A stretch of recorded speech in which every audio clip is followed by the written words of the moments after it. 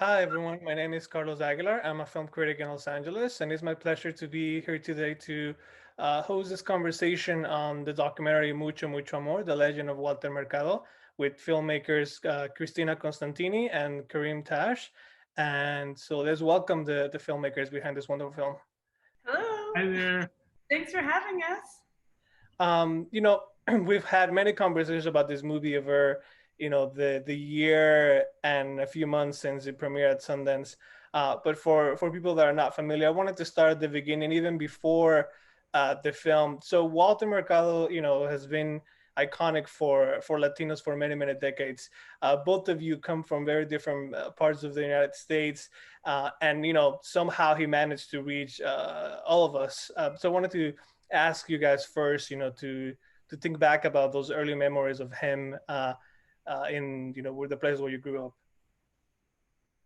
Yeah, absolutely. So I grew up in Milwaukee, Wisconsin, which is not well at that time was not a Latino hotbed. Now there are a lot of what we call Milwaukeenos, but I grew up watching Walter with my grandma, and for me, Univision and Walter and my grandma were kind of my connection to Latin culture. So for me, Walter was Latino culture, and I have just incredibly fond memories, like so many people do, of spending time with my grandma. She would babysit me after school. She would pick me up, and I would sit on her lap or lay on her, and we would watch Univision together. And we both loved Walter for, I think, different reasons. I didn't really speak Spanish that well at that time, but I just was fascinated by his capes and his clothes and his presence. And my grandma hung on his every word. And my grandpa pretended, I think, not to care, but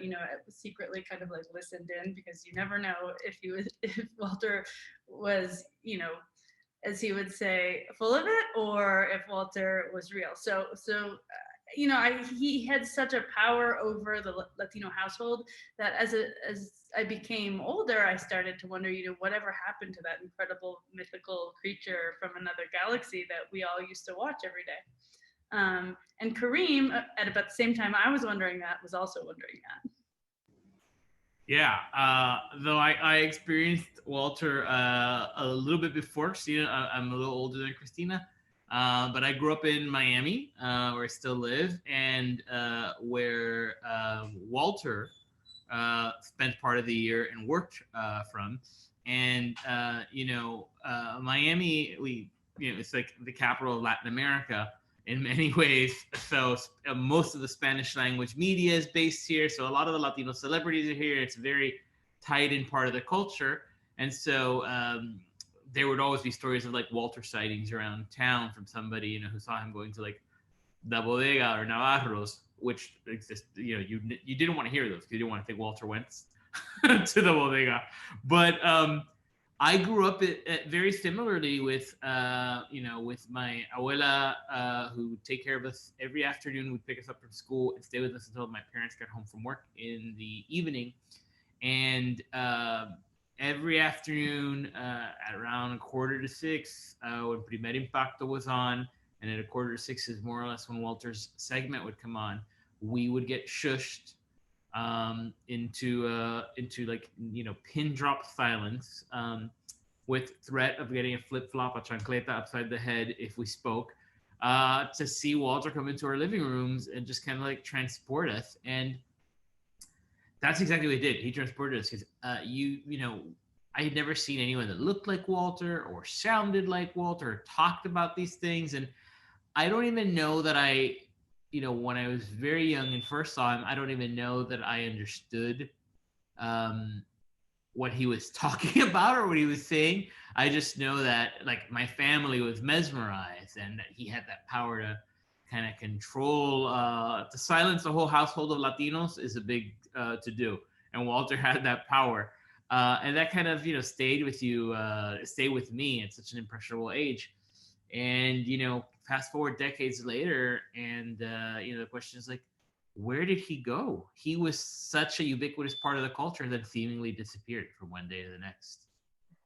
So in that reach that he had, from Latinos all over the U.S. and Latin America, that significance. Did you guys find it surprising that no one had gone ahead and done a documentary about his life, and how do you come together to make it happen? Absolutely, yeah. Kareem and Alex Fumero, who's the third part of our team, our producer, our wonderful producer who brought us together. The three of us kind of had the same thought at the same time, which was, oh, what would be an amazing documentary is like Walter's, the story of this incredibly unlikely figure who took hold in one of the most homophobic machista cultures in the world by breaking every single rule. And so all of us, at the same time, we're looking to do it. And I think when I first had the idea, I was like, well, certainly it's been done. There is no way that this movie, somebody, so big in our culture, so unique, with such an incredible life story, a hero's rise, and then, betrayed by one of your best friends, like the whole story seemed too obvious for it to not have been made. And then when we realized it hadn't, I think we all were incredibly shocked and knew that it had to be us, or he wasn't going to live that much longer. And so if we waited around for somebody else to do it, it maybe wouldn't get made. And so Alex Fumero brought Kareem and I together, and I think we've told you the story about a zillion times, Carlos, but as Walter would say, according to the stars, it was perfect, it was meant to be, and it was incredibly lucky. I called Alex to say I was interested in making a documentary, and he had already had this whole plan to make a documentary with Kareem, and in this crazy, unlikely way, he put us in touch, and the three of us got along famously and had a very similar vision for what the movie could be. But yeah, I think in some ways I have a chip on my shoulder about the fact that it took so long for this to be made. And I think it speaks to the fact that there are not enough Latino filmmakers and not enough Latino gatekeepers who are able to make these things. And so we felt an enormous amount of responsibility to do it well and to do the story justice and to make sure that the story got out there, because the more of us that there are, the better the things that we're making, the easier it is for the next person who's trying to get their movie made, the next Latino person, that is. And it's funny because when we started to go down this journey, we were convinced that this was just like, going to be a home run, right? Like here we had, Cristina had just premiered Science Fair at Sundance, where it won the Best of the Fest award and it won the Best of the Fest at South by Southwest. I had made a little film called The Last Resort that got distributed by Kino Lorber and played for several weeks in theaters in New York and LA and in South Florida, did really well. And Alex was a VP of HBO. He had just left. And the three of us had Walter Mercado, who was this like iconic figure for Latinos, who at the peak of his career was in 120 million homes a day. And we're like, this is going to be, we're going to hit this out of the park. It's going to be amazing. Everybody is going to clamor. And the reality is it was anything but. Like the journey was really frustrating. I mean, maybe we were incredibly naive, and I'm sure that to a certain extent we were, but also it just, we just went up against, in a way, an industry that just wasn't getting it. I mean, I think Cristina could tell you of some of her early meetings that she sat on with people that wanted to represent her when she pitched this idea. What we, I'll let tell them a little bit about that. Yeah, talk a little bit about walking into those rooms and sort of having to, justify the concept that you had, the film that you guys wanted to make, to people that had no context and who perhaps weren't, interested in learning about, the context of why this character was important to an entire community. Yeah, this was really my first interaction. I had worked at Univision before, so everybody knew what stories mattered to Latinos at Univision. So I'd never come in contact with this. Univision actually sponsored Science Fair and paid for it up front. And so that was an incredible, amazing experience. But this was my first real time having to go out and pitch an idea. And like Kareem said, we thought it was a home run. We're naive. We thought, people want, this is the kind of content people say they want right now. And, it's most of the stuff I have done my whole life is about like immigration and detention centers and really dark stuff that is not that is hard to sell. This we were like, look, this is a movie about love and this amazing character. So I started pitching to different people, and there. I think the story that Kareem is referencing is there's an agent who wanted to represent me at the time, who I met right after Sundance, right after the success of Science Fair, and said, "Well, what's next?" And I said, "You're never gonna believe it. We have access to the like Liberace, Oprah Winfrey, and Mr. Rogers of the Latino community. He disappeared. We found him." And she said to me, "Well, you know, I don't know who that is, and we just find that crossover documentaries don't work for us. So I don't think like financially that's a good idea for your next step." And I was so, and it was so crushed, but more than that, angry, and felt like, okay, well now we have to do it to prove a point that these stories matter, that people will watch these stories, that these stories will do well, and we got that in different forms from a number of different people. That wasn't the only meeting. That was the one where it was said most explicitly. But you know, I'm very proud of the fact that it was, you know, that we made money and that the film did well on the network, because these are the things that people tell you are the reasons the movies won't work, is because they won't make money and nobody will watch them. And I think it's important for us to stress the fact that happened in this case, because business people are the ones who are telling you no's in these rooms oftentimes. So it's important for me to say that like making good Latino content is good business. It is good business, and I think Netflix learned that this year. I know that, you know, something that was sort of a turning point or a validation moment for the documentary was having someone like Lin Manuel Miranda, who has, you know, in a way crossover into mainstream, you know, acknowledgement and mainstream sort of recognition as a Latino. And, you know, talk about the importance of having someone like him be part of it and championing, you know, to whatever extent the film, and bringing it into the eyes of people that, you know, people who probably wouldn't have paid attention before. Yeah, it's interesting because, you know, Lin Manuel kind of served so many different roles by being in the film for us. Um, you know, for one is he kind of was an avatar for folks of our generation who had that same experience. Like when he met Walter, all the things he said was all the things that we've experienced, and everybody who's seen the film has told us how he has memories of seeing him with his grandmother, what that meant to him, what Walter means to him. And that just came so naturally. So he, you know, he was kind of a stand-in for the experience of an entire generation or two of people. But at the same time, you know, he kind of lent his celebrity and his credibility to the project, because, you know, here is this massive star, you know, who went on and you know, has become, as you said, you know, super widely known, and not just in the States, kind of around the world. And here he is fangirling over this person that somebody doesn't know. You know, that if you watch it for the first time, it's like, I don't know who Walter Mercado is, but I know who Lin Manuel Miranda is. And if he's reacting this way, if Walter Mercado is that much of a big deal to Lin Manuel Miranda, then I want to know more. And you know, we can't kind of underscore how important that is in kind of opening it up for people, including execs. I mean, I think that, you know, some of the folks who, you know, who didn't get it initially gave it a second thought or real consideration when they knew that Lin was going to be in the film. And I think it certainly helped the film get made. I think it's helped the film get seen.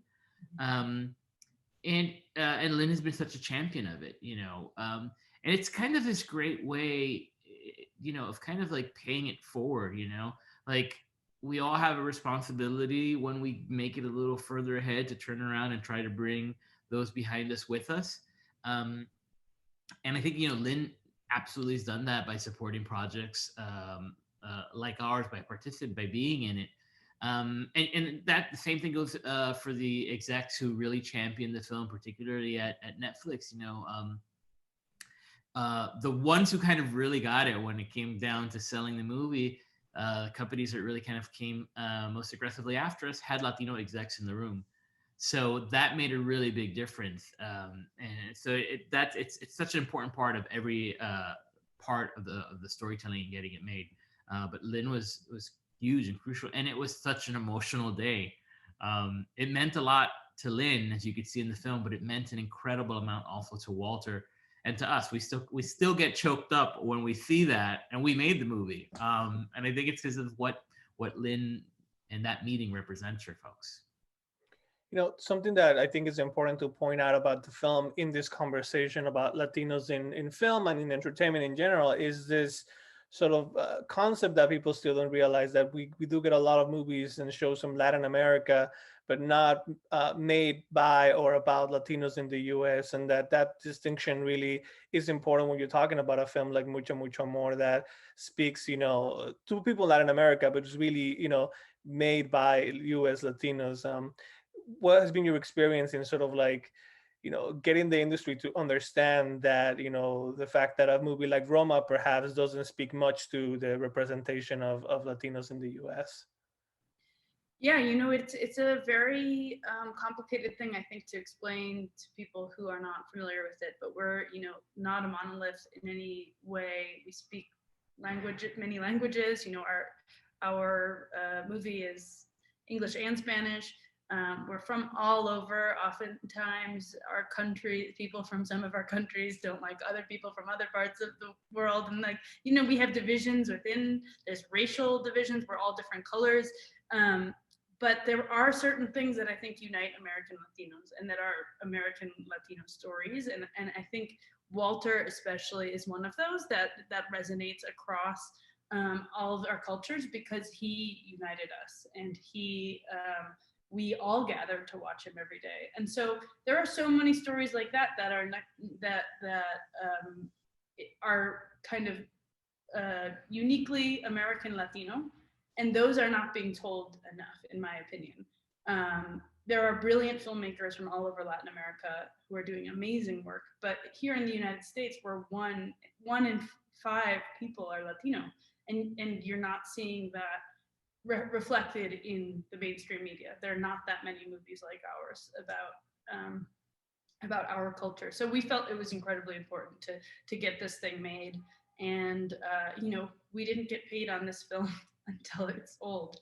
So we're all the children of immigrants. We're all, and you're an immigrant too, Carlos. We all had 3 or 4 jobs as we were trying to make this thing happen. It was a real labor of love. But I know all immigrants and kids of immigrants can relate to that hustle. But yeah, we're really glad that we were able to make it, and we hope that there's way more of these kinds of films in the years to come. Anything you want to add, Kareem? I think a lot about the expression ni de aquí, ni de allá. Hijo de nadie. And it's like, as US Latinos, many of us are in this really weird position where, like, in some rooms, we are too Latino to relate and connect with, white America. And in other rooms, we're too American to connect with Latin America and Latino culture. And it's a very unique experience, as you've pointed out. And I think that one of the exciting things about this journey with Mucho has been that this is a film that speaks directly to that kind of dichotomy and that connects those audiences, because Walter is this, huge unifying figure throughout the Western Hemisphere in particular. And so he was huge in Latin America and part of Latin American culture. But then he was, really huge with U.S. Latino specifically, and he kind of bridged the divide between that. So for folks like us who, kind of sometimes really don't feel like we completely belong in either of these buckets or in either of these places, Walter, connects us to the communities in that way. And it's been really wonderful seeing how the film has done that. I hope that we have helped illustrate this for execs and for people in the industry, that there is a thirst, there is a desire and a need, that these stories, as Cristina really correctly pointed out, can be popular, can make money, can get eyeballs. all of which our film did. Um, and you hope that it helps move the needle for like the next one to come, because I mean, obviously, we're dedicated to telling stories about our communities for the rest of our lives. Um, but we hope other people get to do it, right? Like, we don't want to be the only ones to do it. Otherwise, that's a failure, right? So we're hoping that people are paying attention. We're hoping that the industry is paying attention, um, and that they realize that there's stories that are, about our community that are more than just the border, or narco traficantes. That there's rich characters, and that we have our heroes, and that we're a complex society that people should be paying attention to.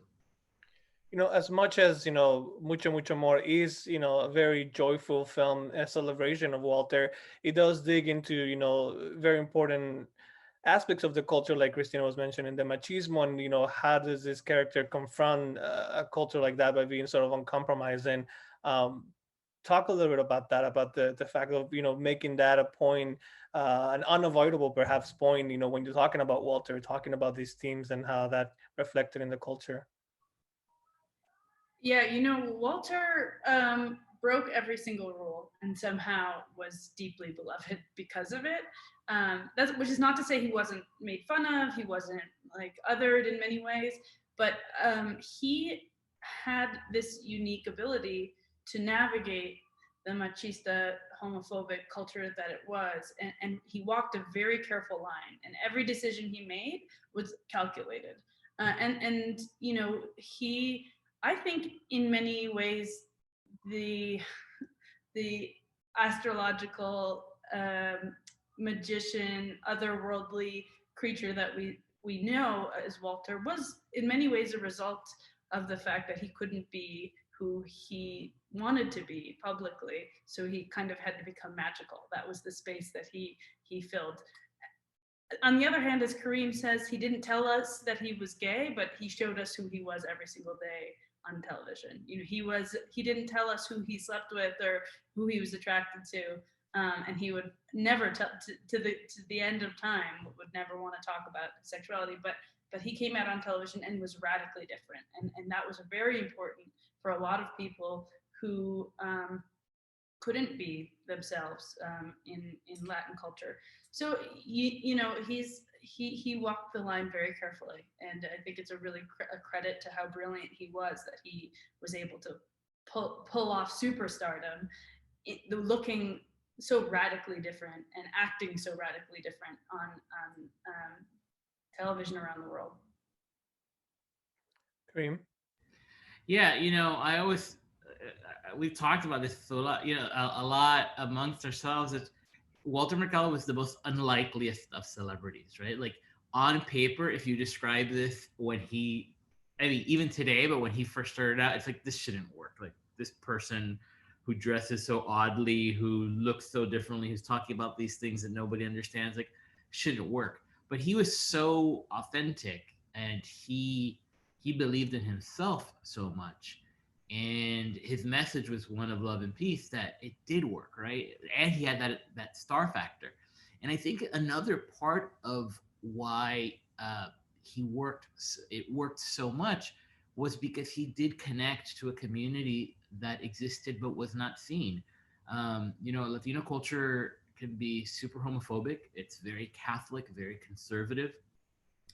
And there's a really famous "Lo que se ve no se pregunta," what you can see, you don't question, mindset, that existed in society, right? You weren't out there, and Walter just kind of shrugged that off and said, "I'm going to be who I am," and that spoke to so many people. I think, speaking for myself, as a young boy, when I first saw him, I said earlier, I didn't really know what it was, but as he just continued to be in this constant presence, I sensed a bit of myself in watching him. There's a sense of simpatico.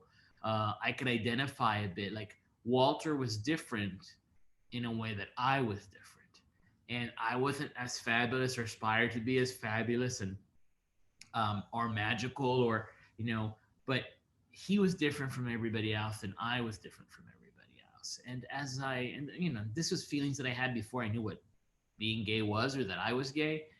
And as a young queer boy growing up, you see this person on television who is seemingly very, very successful, seemingly wealthy, who comes across as being happy, who is, beloved by the community, and probably most importantly, beloved by my family. And so you have this moment of realization, or at least I did, that if this person being so different, being such an outsider, can be all of those things, and more importantly, loved by my family, then maybe I could be loved by my family for being who I am. And when you realize that, and when you see that at a moment when you feel so alone in the universe and like you're the only person going through this, it makes a huge impact in your life, and it's one that you will never forget. And so, Walter was a groundbreaker in that way, but he was also a beacon for so many of us. And it's part of the journey of the film being out there, is how we've heard from so many people of different generations who've had that same experience. And that what it's kind of what's made Walter this queer icon, regardless of not having come out. He always was himself and his most authentic self, and he encouraged and inspired us to be the same.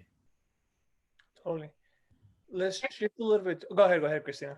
No, I was just gonna say another thing I think that has been fun for us to see from the responses to the film is, I think when people, before seeing the film, when they thought of Walter, they would think he's funny, or he's kind of like a punchline.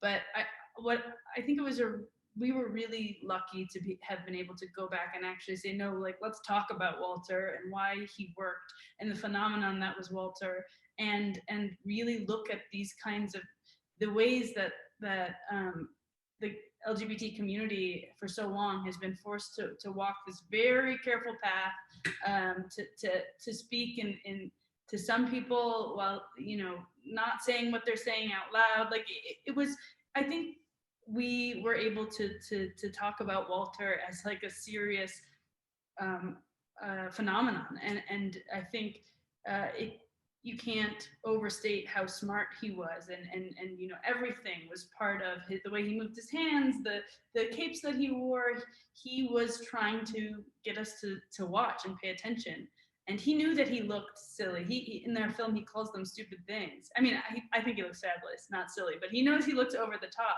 and he was always in on his own joke. He always understood that this was a show that he was putting on for us, and he was doing this so that we would all pay attention, and he got us to pay attention, and so that he could impart on us this message of love and hope, which for an immigrant community was, incredibly important. And, a lot of our families were struggling a lot, and to hear somebody come on television every day and say that tomorrow is going to be a better day is an incredibly important thing for our community. So we really wanted to do with the film was to have fun and to explore the big, like, larger than life character that is Walter, but also say, like, hey, this was really, like, there is substance here too, and this is a person who is incredibly well read, who taught us about world religions every day, and we didn't even know that we were learning because we were mesmerized by his capes. So I don't think that was also one of our main goals with the film, was to legitimize Walter and get people to stop and realize how extraordinary he really was. And I think that a lot of people on social media tweeted us and posted about how the film made them stop and think. So that was a great success for us. Of course. I wanted to talk a little bit about form, in the sense that you had this great access, that you collected these interviews with him, one on one, and then you blended that with animation, which is wonderful as well, and using sort of this arc that for better or worse works out perfectly, as we see Walter towards the end of his life. So talk about the form and how you blended all these elements together in the film. Yeah, so kind of the great thing as filmmakers that Walter allowed us to do was, being such a magical and mythical figure, is it really opened up the way we could tell the story. And we wanted kind of that magic quality that was so innate in him to transmit into the way that the film was being told. And so, we talked a lot about what would that look like how could we take the viewers, not just tell the story, Walter's story, but how could we take them into the world that Walter created for himself. And so, we thought about a lot of different things early on, including recreations, which is an idea, and actually, which we did a little bit of. Very little of it's actually in the film. But, I think Cristina was the one who had the idea, said, can we play with the world of tarot cards? And I totally love that because Walter was obviously tarot was a big thing for him. He had a particular style of tarot cards that he loved, which were the Rider Waite deck. And so initially, the tarot cards was going to be something that we used in recreations, and we actually shot this. Of our friend Nando's hands were going to be the stand-in for Walter. It didn't ultimately work as well as we'd hoped, but we were going to use that to bring viewers into kind of Walter's magical world. And then, animation just came up as the natural progression because Walter's world was, fanciful and magical, and the stories you told, if you're skeptics like us, sometimes you're not sure how true they were or not. But animation allowed us to kind of get transported into this world and visually take us there. And there's a brilliant animator that whose work I've loved for a really long time, named Alexa Lim Hawes, and we reached out to her.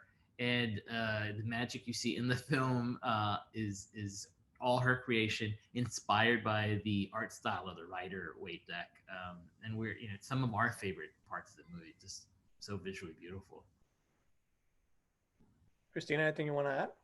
No, Kareem reminded me of our poor friend Nando. He got a manicure and shaved his hands to play Walter.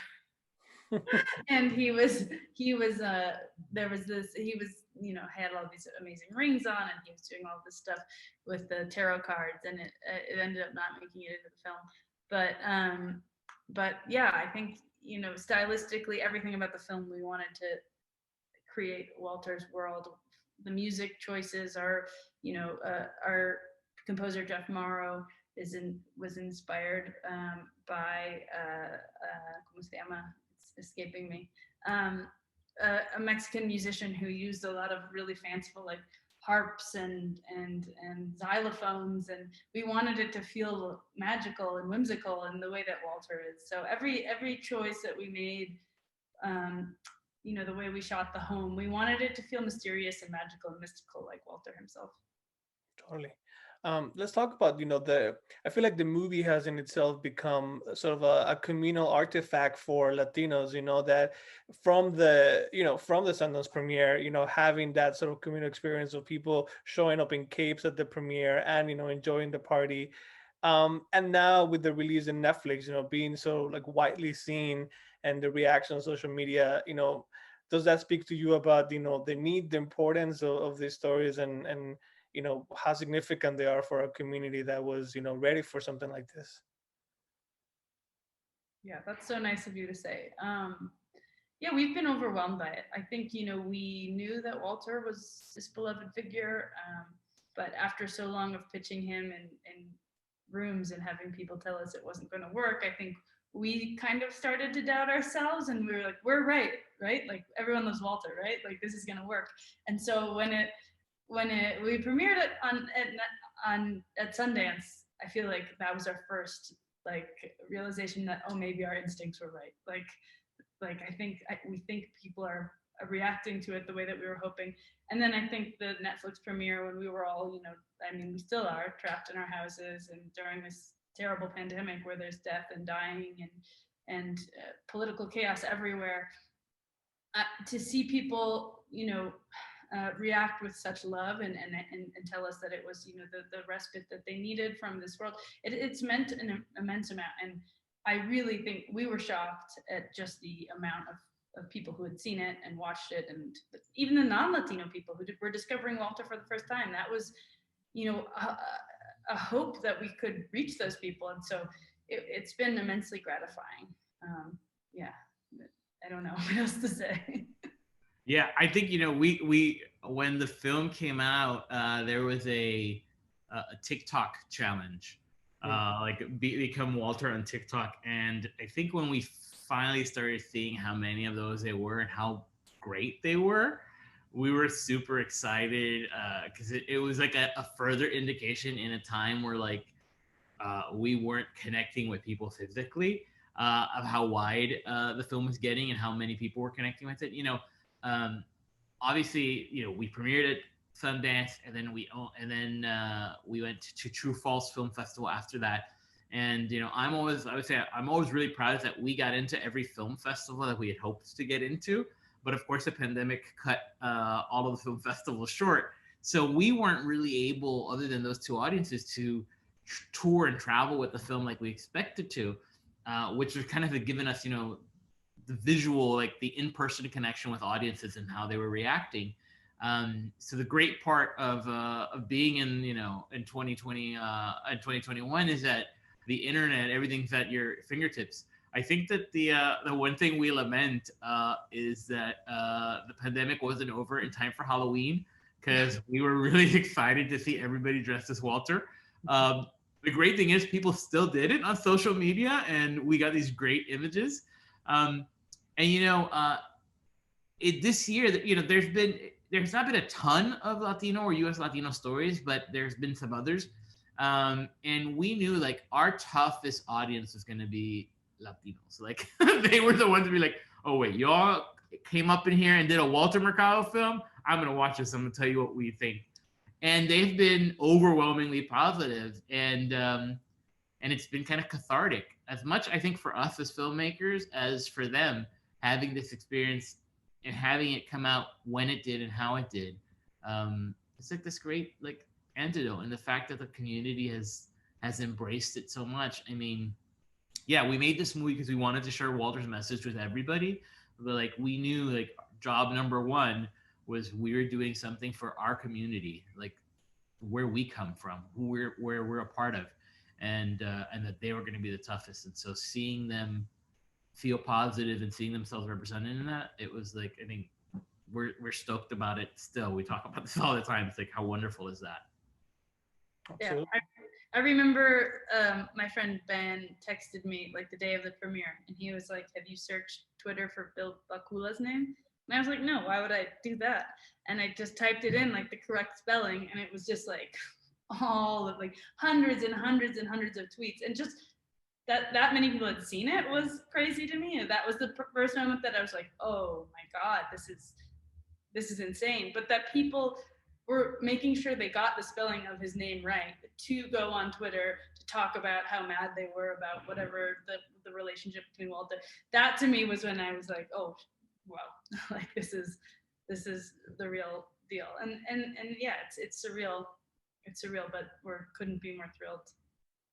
As we are in the thick of the award season, and I feel like a lot of times the conversations, of these awards in the media leave out Latino content and Latino talent often, and is that a symptom of perhaps the wide industry problem of representation at all levels, or the lack thereof, and sort of like how do you position these in stories and narratives in a way that make an impact beyond the community and that are appreciated and recognized by all these groups and sort of the industry at large. Yeah, I think it's always going to be an uphill battle to take up space in places that are largely run and in committees or academies or whatever it is, people that are mostly non-Latino. I think it's always going to be an uphill battle, and it's not a surprising thing that a lot of Latino talent is always left off these lists. That the Emmys last year, there were so few of us nominated. It's not a surprise, but I think it's something that we're determined to change. I think and that's all about supporting one another's work, championing one another's work. Like Kareem said before, pulling up people who are behind you, who are younger than you are, who are coming up, and just staying united on that front. I think we have a lot of work to go, but yeah, we're determined. Yeah, I mean, we don't make movies to win awards. Obviously, the recognition is great. More than anything, the recognition is great because it makes making the next one a little easier, and it also sends the message of how important these stories are. So, you know, when an award season does not necessarily reflect like the diversity of our community, it's frustrating. We're also used to it. Um, Christina and I like to joke that it's also like this great fuel for us to keep going. It pisses us off just enough to see how how white it still remains, and we're like, this is crazy. We're gonna have to work harder. It's, it's like the Star Wars. It's like the Emperor. Your hatred makes me stronger. It's a little bit of that. It's just like, okay, well, we're gonna keep doing it. We're gonna push, and we're gonna keep challenging, and we're gonna make sure that our stories and our communities and diverse communities are represented. It's always, yeah. I mean, we lament the fact that there's not more of us being recognized in that way. Again, we don't make our films for the recognition. We make them in order to tell the stories and share them and inspire them. We know we got a lot of work to do, but we're the children of immigrants. We're like first generation Americans. Hard work is part of our DNA, and no nos damos por vencido. We don't give up very easily. So you're just gonna have to deal with us. Oh, we can't hear you, Carlos. You're muted. Sorry. Before we wrap up, I wanted to, ask Kareem is talking about, what comes next, the future. What are you guys working on? What is the next step in this sort of campaign to change the industry a little bit and to, put those stories out there? What are you, Cristina, working on next? I think continuing to tell Latino stories is the thing that we all want to do, and continuing to hire people who are Latino too. It's very important for us to have our crews that are diverse, and from the AE to the executive, there needs to be more of us at every level, and I just keep churning. I mean, this is not the first or the last movie that Kareem and I will make. Hopefully, inshallah. Yeah, I think it's really important for us to stick together. I also think it's very important not to demonize other minority communities, which has happened in the past. During the Emmys last year, for example, there was a lot of, excuse me, I don't know why I have this program on, but there was a lot of comparison that was like, well, there was this much Black representation, why didn't Latinos get part of that share? And it's really important to me that we don't pit ourselves against our allies, that we have to see that they're fighting a very similar fight to the fight that we're fighting, and that we need to support one another rather than all of this infighting, which helps no one. But yeah, I think more Latino films, more Latino characters. I've written my first feature script, which is a totally different, narrative script, which is a totally different world, and a lot of fun. You can just make up anything. You're not bound by reality or fact, which comes with its own set of challenges. But yeah, continuing to represent our community and hopefully make them proud. Kareem? Yeah, same. I have a couple of different projects in development now. They are primarily in the Latino space, not exclusively, but something like 80% of them are Latino stories. So that's going to be always is going to be part of my life's work. One thing that I think about, I want to underscore that we were able to do so important to us is like 75% of our crew on the film who worked on the film were diverse background, Black, Indigenous, people of color. I think when we did figure this out afterwards, it was 75 to 80% of those involved in making the film, and that was important to us while making the film, and so it's something that's going to continue being part of our work. is again making sure that we do our part in making it better for others, in the stories we tell, in the crews we work with, and in creating the industry that we want to be a part of and we want to see. I'm still in the documentary space. I have not taken the plunge to writing a narrative feature. I'm super excited for Christina's because she is hilarious. You don't know that because she's either investigative journalist or documentary filmmaker, but it's very very exciting. And I think you'll keep hearing us making as much noise as we can and telling the stories of our community and sharing it with everyone. Sure. Well, thank you so much to both of you for this conversation. And for anyone out there that hasn't had the chance to watch the movie, Mucho Mucho More is on Netflix. So you could just click and watch it and have a great time and an insightful time. So thank you to both of you for this conversation. Always a pleasure. Thank you, Carlos. Thanks for having us. Thanks, Carlos.